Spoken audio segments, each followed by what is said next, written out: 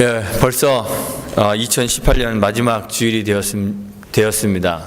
시간이 빨리 가는 건 알았지만 정말 시간이 빨리빨리 흘러가는 것 같아요. 올 한 해 동안 우리 매주일 피오 제창을 했잖아요. 새 사람을 입어라.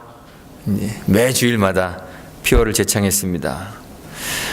매주일마다 이렇게 피오를 제창하며 새 사람 입기를 다짐했는데 여러분들 얼마나 새롭게 되셨습니까? 완전히 새로워지셨습니까? 네. 2018년 1월 첫 주일과는 확연히 다른 새로운 피조물이 되셨다고 그렇게 자신할 수 있으십니까? 우리 스스로를 돌아보면서 얼마나 새롭게 변화되었는지 우리 자신을 점검하며 올 한 해를 마무리했으면 좋겠습니다. 사실 신자는요, 이미 새롭게 된 사람들입니다. 우리가 믿는 하나님 신앙은 세상의 다른 종교들과는 많이 다릅니다. 다른 세상의 종교들은 구도의 종교들이 많이 있는데 우리 기독교는 구도의 종교가 아닙니다. 예수님 믿기로 내가 결심하고 성경에 기록된 규칙과 여러 가지 규율들과 또 법조문들을 지켜서 득도를 하거나 아니면 구원에 필요한 조건들을 내가 잘 충족하여서 구원을 얻게 되는 그러한 종교가 아닙니다. 우리는 다 무지하고 전적으로 무능력하여서 선을 행할 수도 없고 하나님을 찾을 수도 없습니다. 로마서 3장 20절에서 바울이 이야기하기를 율법의 행위로 하나님 앞에 의롭다 하심을 얻을 육체가 없다 이렇게 이야기했습니다.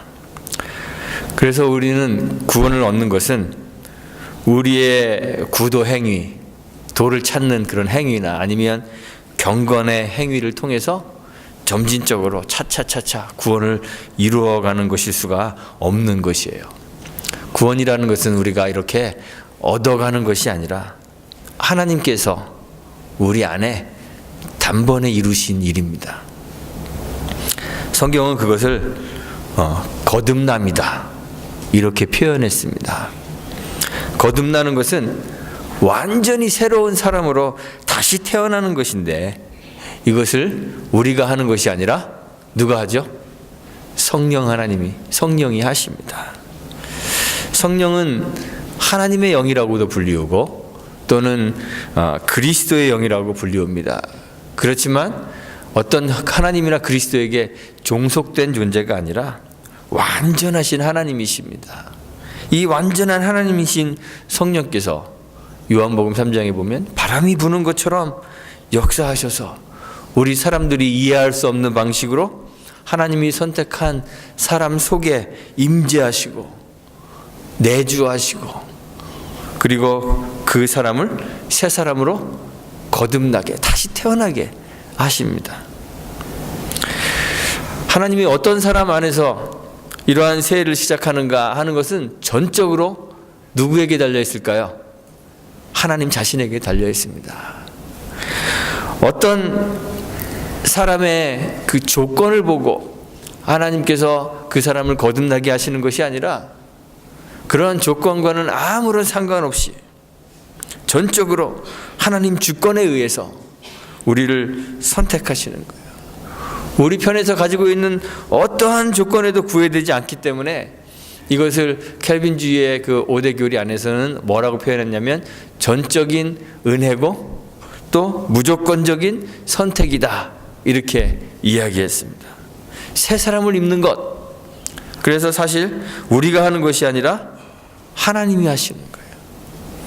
우리가 새 사람을 입기를 소망하며 이걸 표어로 제창하지만 새 사람을 입으라, 새 사람을 입으라 표어로 제창하지만 사실 이것은 이 시작을 우리가 하는 것이 아니라 하나님이 하시는 거예요.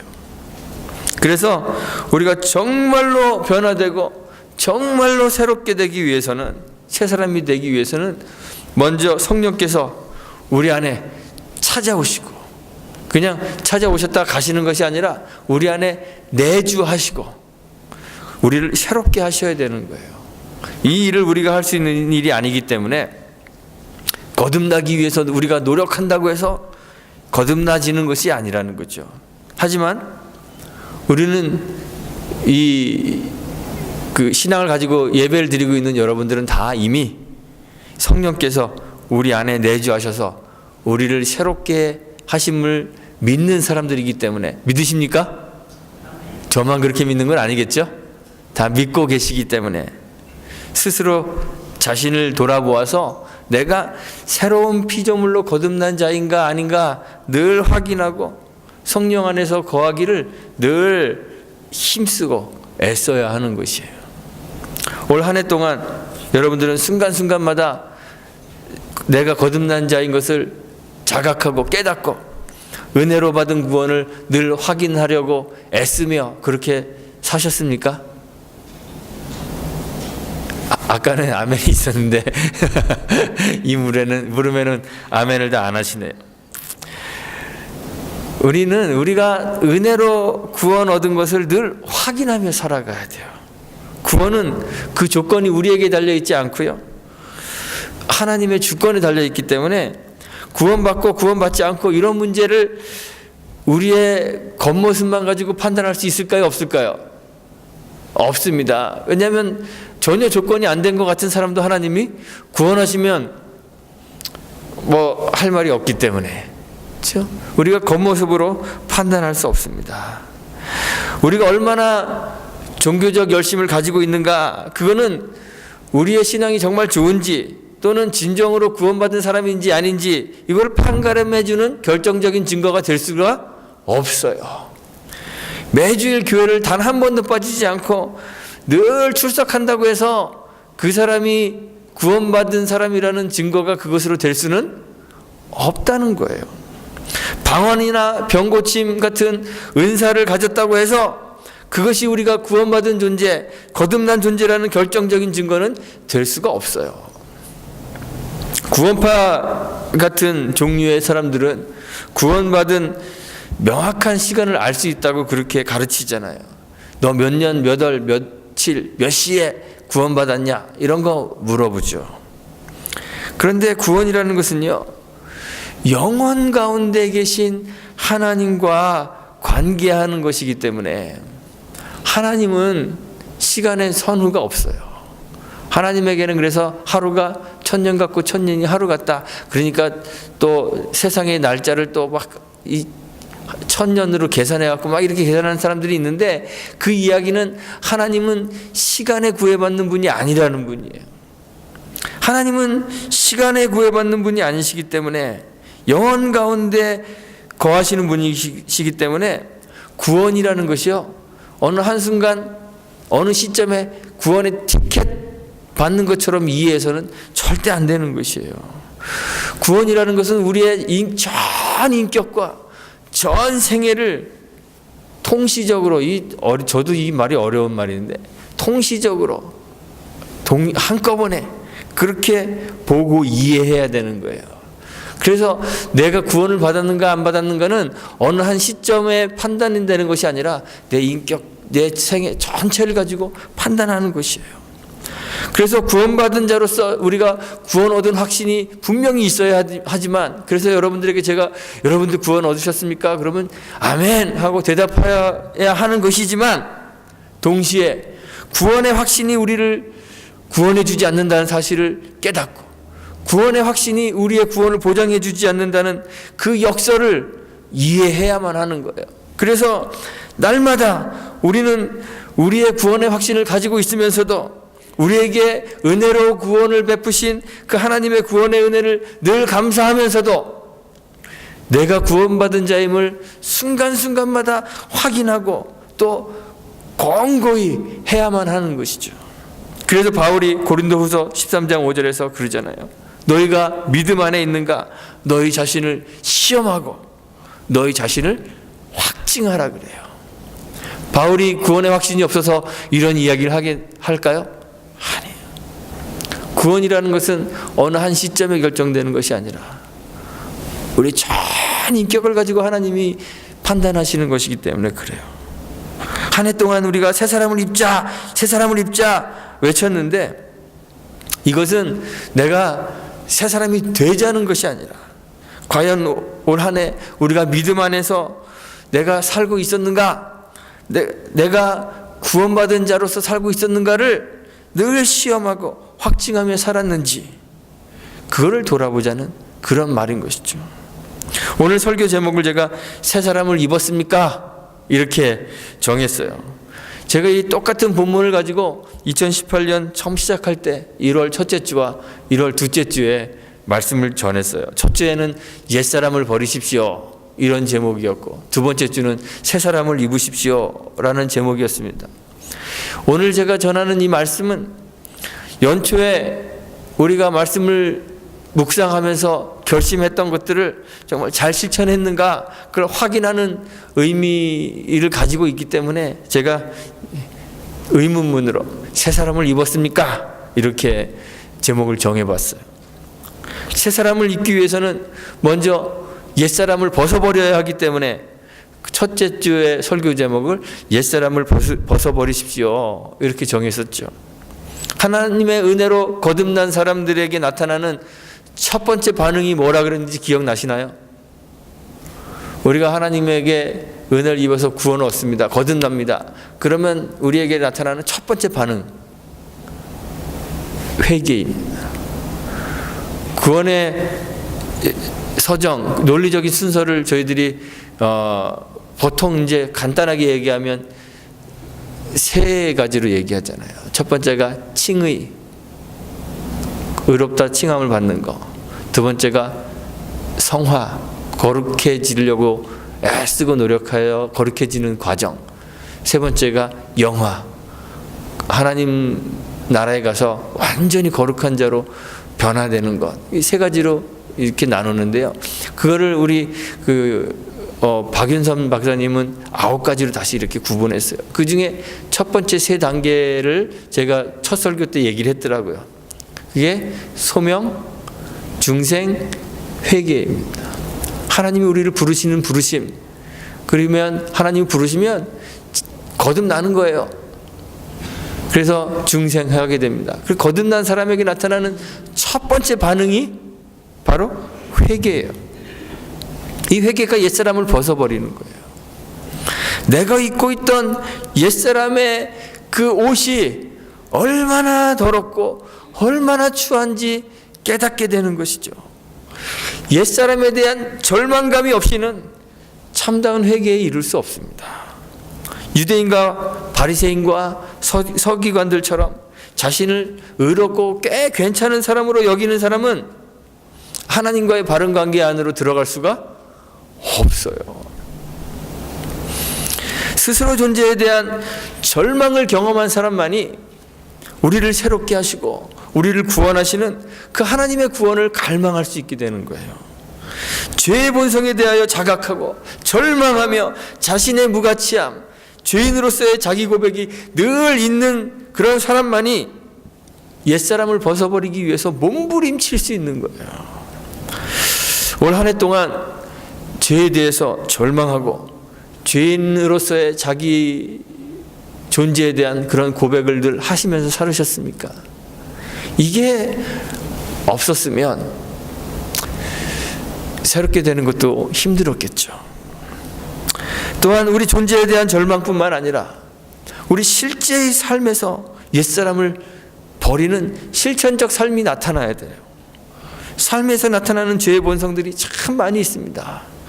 누가복음 14장 25절 이하에 보면 주님께서 주님을 따르려는 사람들에게 또는 제자들에게 주님이 말씀하시기를, 누구든지 주님을 따라오려거든 또는 주님의 제자가 되려거든 자기 부모와 처자와 형제와 자매와 및 자기 목숨까지 미워하지 않으면 능히 주님의 제자가 될 수가 없다 그랬어요. 자기 십자가를 져야 되고 자기의 모든 소유도 다 버려야 한다 그랬습니다. 자아도 버리고 자존심도 버리고 내 기호, 내가 좋아하는 것 그것도 버리고 내 욕심도 버리고 내 지혜와 지식과 내 경험도 버리고 내 주장도 버리고 내 아집도 버리고 다 버려야 되는데, 그래야 주님을 쫓아갈 수 있는데 얼마나 내가 한 해 동안 버리고 살았는지, 우리 자신을 돌아보아야 하는 거죠. 내 생각과 나의 주장, 내 행동 하나하나를 주님의 말씀에 비추어 보아 과연 내가 생각했던 것이, 내가 말했던 것이, 내가 행동했던 것이 혹 버려야 할 옛사람은 아니었는지 돌아볼 수 있는 그러한 시간들을 많이 가질 수 있게 되기를 바랍니다. 1월 둘째 주에는 새 사람을 입으십시오 라는 제목으로 말씀을 전했죠. 옛사람을 벗어버리는 것만으로는 충분하지 않은 거예요. 벗어버렸으면 알몸으로 다니면 안 되고요. 새 사람을 다시 입어야 되는 거죠. 앞에서 말씀드렸듯이 새 사람 되는 것은 우리가 할 수 있는 일이 아니라 성령께서 하시는 일이라 그랬습니다. 성령이 우리 안에 들어오셔서 우리를 완전히 새로운 피조물로 뒤바꿔 주셨습니다. 이미 그렇게 하셨습니다.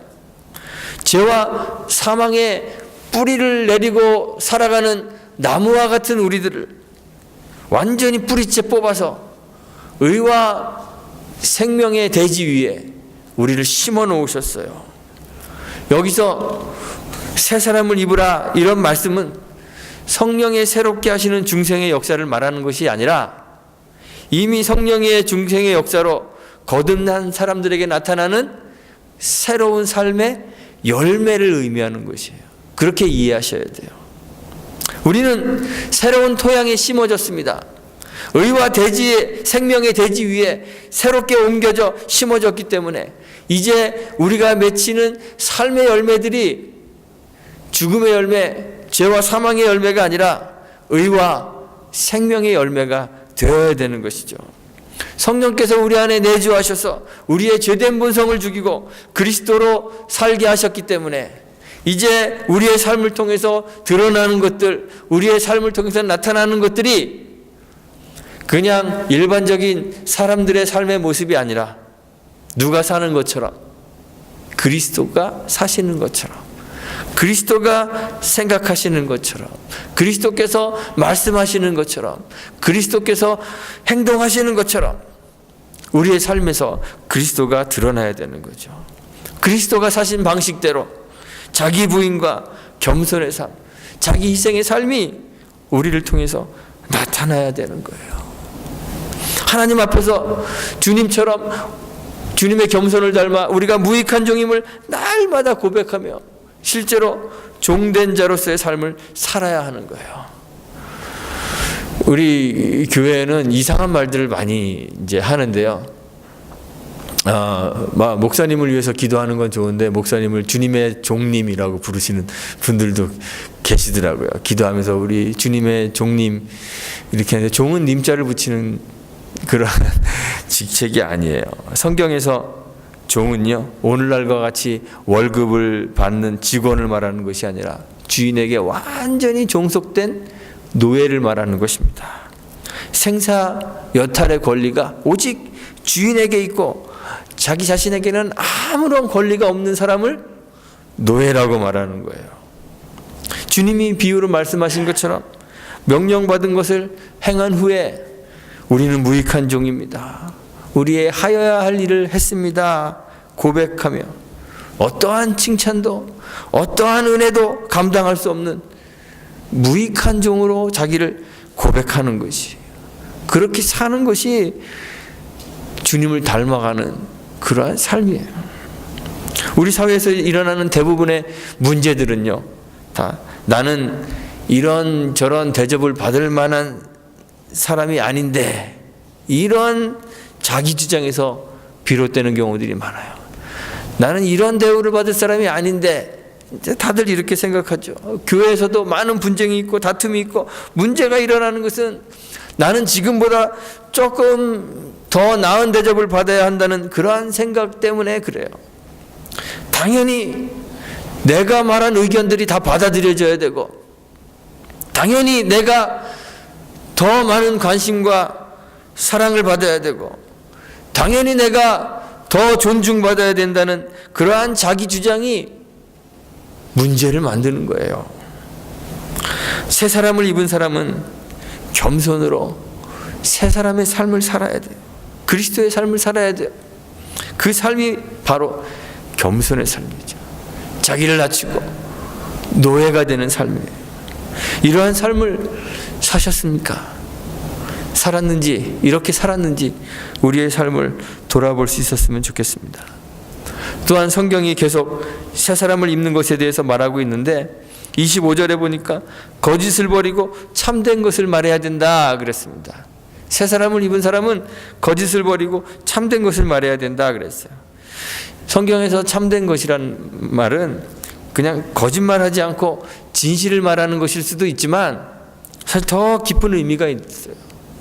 거짓된 것들은 뭐냐면 헛된 것들, 잠시 있다 사라질 안개와 같은 것들, 영원히 존속하지 않는 것들, 그런 것들을 거짓된 것이라고 그렇게 이야기해요. 세상의 것이죠. 참된 것은 영원히 변하지 않는 것, 늘 진리인 것, 예수 그리스도를 참된 것이라고 말하는 것이에요. 우리는 세상 속에 살며 세상 속에서 삶을 힘겹게 영위해 가느라 진리이신 예수와 그 진리이신 예수님께서 주시는 영원한 삶, 이런 것에 대해서는 관심을 끊어버리고 그저 늘 세상의 것들에 대한 염려 속에서 그것들에 얽매여서 그렇게 살아가죠. 늘 우리가 생각하고 말하는 것들, 그게 세상의 것들이라는 거예요. 그래서 그것들은 참된 것이 아니라 거짓된 것이죠. 매일 물질과 세상의 쾌락과 세상의 행복을 추구하면서 그렇게 살아갑니다. 그러나 옛사람을 벗어버리고 새 사람을 입은 사람들은 이런 거짓된 세상을 벗어나 영원한 하나님 나라를 소망하며 이야기하며 그렇게 살아야 한다는 것이에요. 우리의 관심사가 세상의 것이 아니라 하나님의 것이 되어야 하는데 올 한 해 동안 얼마나 하나님 나라를 생각하시며 살으셨습니까? 늘 여러분들의 그 머릿속에, 생각 속에 하나님 나라가 자리하며 그렇게 사셨습니까? 돌아볼 수 있게 되기를 소망합니다. 31절에 보니까 너희는 모든 악독과 노함과 분냄과 떠드는 것과 회방하는 것을 모든 악의와 함께 버리고 서로 인자하게 하며 불쌍히 여기며 서로 용서하기를 하나님이 그리스도 안에서 너희를 용서하신 것 같이 하라, 이렇게 이야기하셨습니다. 사실 이러한 덕목들은요, 우리가 스스로를 다른 사람의 종으로 여기면 그냥 다 실천돼야 되는 그러한 덕목들이에요. 당연한 것이에요. 옛사람이라면 자기를 높이고 자기를 주장하고 자기 이익을 우선으로 하기 때문에 분쟁과 다툼이 있을 수밖에 없겠죠. 시기하는 마음이 있을 수밖에 없겠죠. 그러나 새로운 사람이 되었다면 겸손한 그리스도의 마음을 품었기 때문에 인자하며 불쌍히 여기며 서로를 용서할 수밖에 없는 것이죠. 우리는 정의라는 이름으로 속 시원한 복수를 늘 원하죠. 저는 무협 영화 되게 좋아합니다. 액션 영화 이런 것도 굉장히 좋아하고 뭐 붕붕 날아다니는 거. 저는 이 나이에도 무협 만화 이런 거 보는 거 굉장히 좋아해요. 창피한 일인데. 근데 무협 영화나 또는 액션 영화나 이런 영화들을 보면요, 대부분 그 내용이 권선징악이에요. 끝에 가면요, 속 시원하게 복수해 주는 거, 그런 걸 봐야지 속이 시원하지. 좀 이렇게 뭐 아름다운 비극 이런 거 보면 찜찜합니다. 마음이 찜찜합니다. 정의의 이름으로 그냥 속 시원하게 때려 부수고 복수해 주는 거, 그런 거 좋아합니다.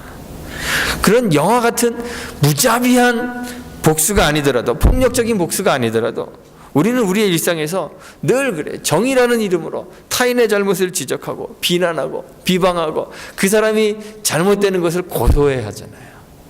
그게 우리들 가지고 있는 그런 마음입니다. 뒷담화 재밌죠? 세상에서 제일 재밌는 게요, 뒷담화입니다. 그래서 사람들이 이렇게 모여갖고 같이 저녁 먹고 막 교제하다가도 한참 이제 집에 갈 때쯤 되면 다 뭐 하냐면 뒷담화 하잖아요. 그거 정말 재밌습니다. 험담 늘어놓고 뭐 정말 막 죽였든 미워하는 게 아니라 조금 미워하고 다른 사람과 경계를 쌓고 이렇게 분쟁하고 분열하고 편 나누는 거 정말 재밌습니다. 그래서 우리는 우리와 별 관계도 없는 사람들 이유 없이 미워하잖아요. 쟤는 뭐 이래서 믿고 쟤는 저래서 믿고 별로 사귀어보지도 않았는데 미운 사람들 굉장히 많습니다. 별로 관계없는 사람들이 이렇게 미운데 늘상 부대끼며 살아가는 사람들에게는 얼마나 더하겠습니까? 미운 거 투성이잖아요. 그런데 새 사람 입은 사람들은 인자하게 하며, 오늘 말씀해 보니까 인자하게 하며 타인을 불쌍히 여기며 서로를 용서하라고 했습니다. 어떻게 용서해야 하냐면 하나님이 그리스도 안에서 우리를 용서하심과 같이 용서하라고 했습니다. 영원한 형벌만이 합당한 우리들을 벌레만도 못하고 만물의 찢기와 같은 배설물 같은 우리를 사랑하시고 용서하시려고 자기를 버리신 그 은혜, 아들을 주신 그 사랑이 우리의 삶에서 나타났어야 한다는 말이에요. 올 한 해 동안 많이 용서하시고 많이 사랑하고 사셨습니까? 이제 2018년이 다 지나갔습니다. 새 사람을 입으라는 이 말씀을 2018년 목표로 삼고 늘 이렇게 외쳤는데 오늘이 이제 마지막으로 외치는 그런 날이 될 것 같아요. 그런데 이게 2018년 지는 해와 함께 사라져버리는 그런 목표는 아닙니다. 우리가 내년에는 다른 표를 외치겠지만 그래도 아침마다 새롭고 늘 새로우신 하나님의 성품을 닮아서 늘 새로운 삶을 살아가는 신자들이 되셨으면 좋겠습니다. 지난 한 해를 돌아보면서 우리가 정말 옛사람을 벗어버렸는지 새 사람을 입고 살았는지 자신을 점검하는 그런 시간들을 많이 가질 수 있게 되기를 바랍니다. 그리스도의 영이 우리 속에 거하는, 영원히 거하시는 참 신자, 거듭난 주의 자녀들이 되시기를 간절히 소망합니다. 내주하셔서 우리로 하나님과 교통하게 하시고 우리에게 지혜와 지식과 힘 주시는 그 성령님의 도우심으로 옛사람을 완전히 벗어버릴 수 있게 되기를 간절히 소망합니다. 그리고 새 사람을 입어 날마다 새롭게 변화되어가며 그리스도에게까지, 그리스도의 장성한 분량에 이르기까지 성장하셔서 겸손한 삶으로 서로를 섬기고 진리를 말하고 용서와 사랑의 삶을 사는 저와 여러분들이 되시기를 주님의 이름으로 축원드리고 부탁드리겠습니다. 함께 기도합니다. 하나님 감사합니다.